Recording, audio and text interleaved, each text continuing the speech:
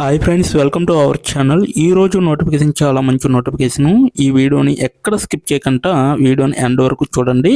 అలాగే ఈ వీడియోకి మినిమం 50 లైక్స్ అయితే కోరుకోవడం జరుగుతుంది. కాబట్టి ప్రతి ఒక్కరు కూడా లైక్ చేయడం మాత్రం మర్చిపోద్దు. లైక్ చేయడం వల్ల నాకు ఎంతో బూస్ట్ అండ్ ఎంకరేజ్మెంట్ ఇచ్చినట్టుగా ఉంటుంది.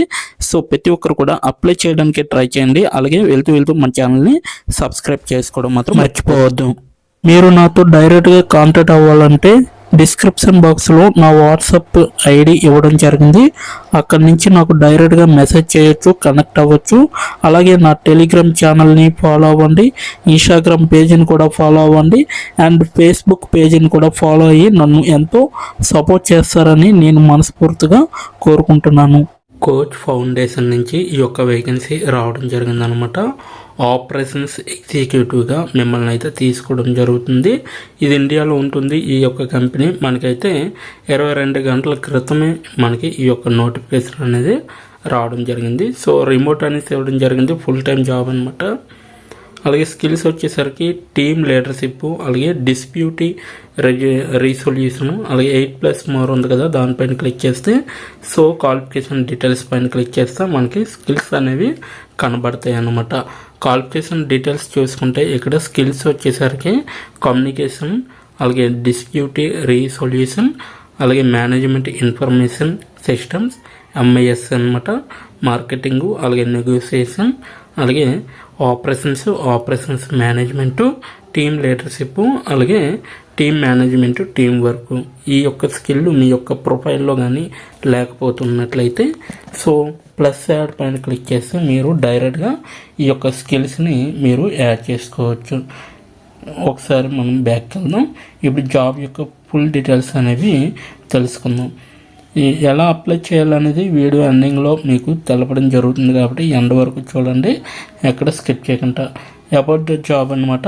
So coach foundation is a company that focus on helping coaches build and grow their coaching businesses online అనేసి ఇవ్వడం జరిగింది. అలాగైతే our vision is very simple అనేసి కూడా ఇవ్వడం జరిగింది. Normalise coaching and make it accessible to everyone on the planet అనేసి ఇవ్వడం జరిగింది. Learn more about how we started here అనేసి ఇవ్వడం జరిగింది. సో ఎలా చేయాలి వర్క్ అనేది కూడా ఫుల్ డీటెయిల్డ్గా ఇక్కడైతే ఇవ్వడం అనేది జరిగింది. We pride our sleeves on sourcing and hiring top talent from across the global and we're currently looking for an operations executive అనేసి కూడా ఇవ్వడం జరిగింది. వీళ్ళైతే ఆపరేషన్స్ ఎగ్జిక్యూటివ్గా చూడడం అనేది జరుగుతుందన్నమాట. సో ఎంప్లాయీస్ని వెతకడం జరుగుతుంది. సో దానికి తగ్గట్టు మీ క్వాలిఫికేషన్స్ ఉంటే దీనికి డైరెక్ట్గా అప్లై చేసుకోవచ్చు.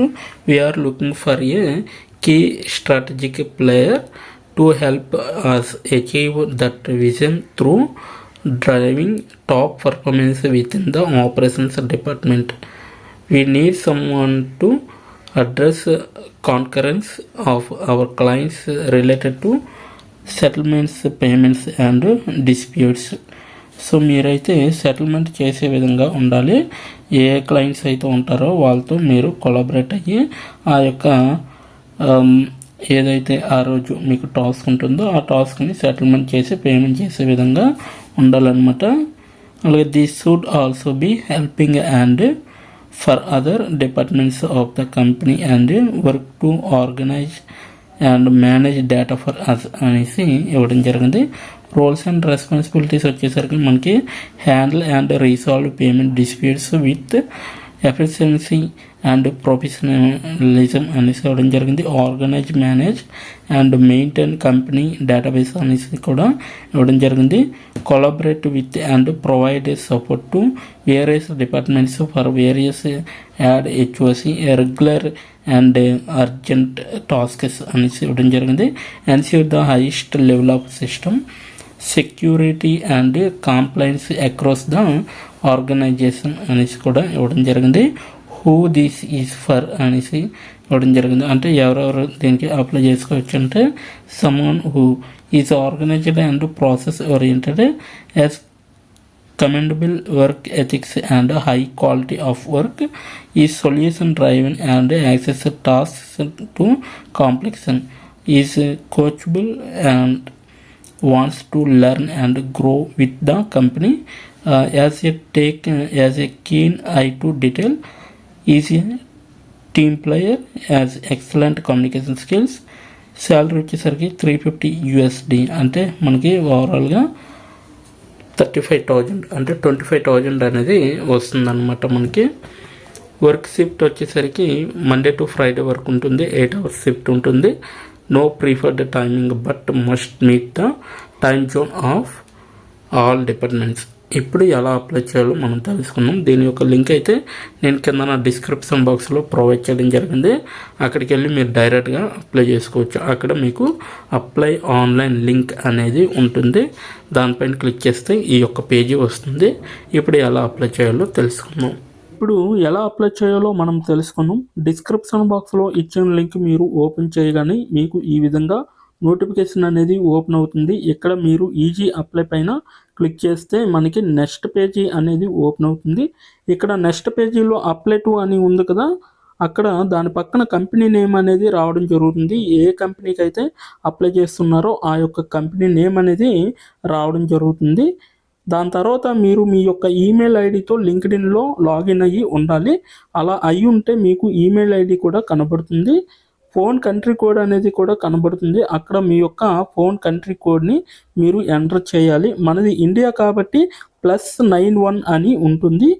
మొబైల్ ఫోన్ నెంబర్ ఉంది కదా, అక్కడ కూడా మీ యొక్క పర్మనెంట్ మొబైల్ నెంబర్ అనేది ఇవ్వాలి. తర్వాత మీరు నెక్స్ట్ అనే ఆప్షన్ పైన క్లిక్ చేయాలి.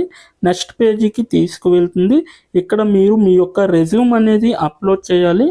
డాక్యుమెంట్లో కానీ పీడిఎఫ్లో కానీ రెజ్యూమ్ని అప్లోడ్ చేయాలి. మినిమం రెజ్యూమ్ అనేది 2 MBలో ఉండాలి.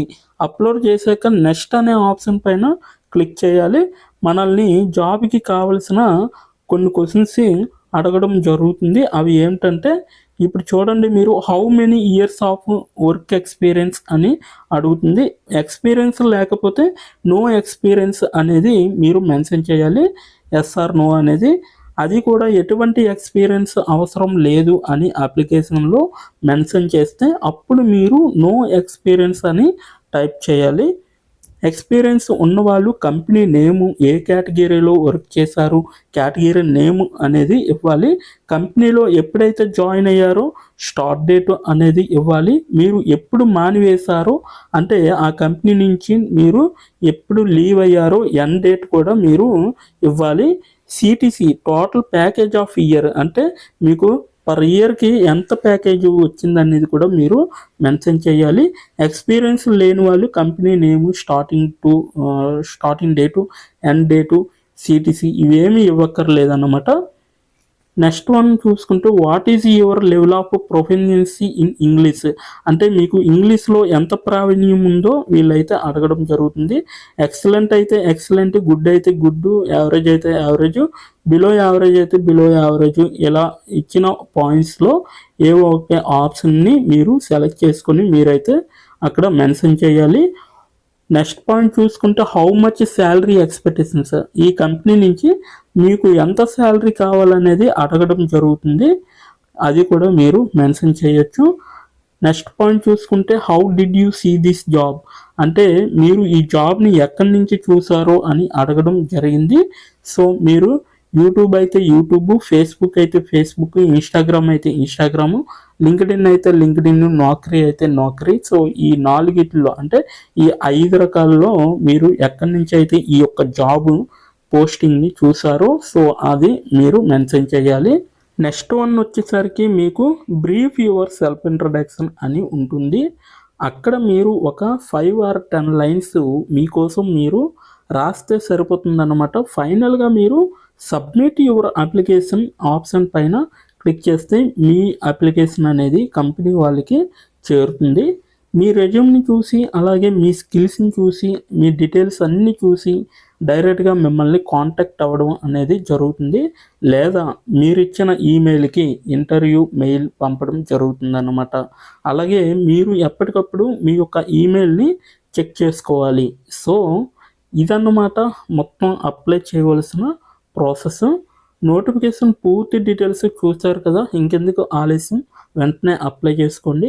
ప్రతి ఒక్కరు కూడా ఈ నోటిఫికేషన్కి అప్లై చేసుకుంటారని కోరుకుంటున్నాను.